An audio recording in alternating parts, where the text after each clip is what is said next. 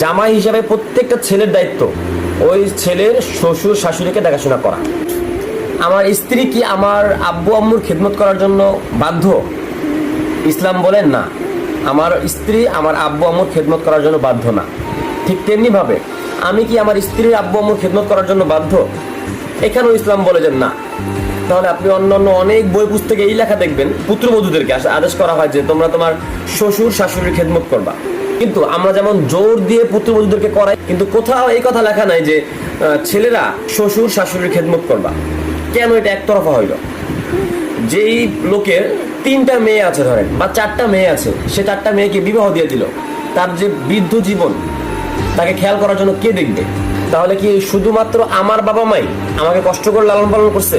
আমার স্ত্রীর বাবা মা কি তাকে কষ্ট করে লালন পালন করে নাই? নাকি শুধুমাত্র আমার বাবা মাই বৃদ্ধ হয়, আমার বাবা মারই দরকার হয় শেষ বয়সে গিয়ে একটা পুত্রবধূ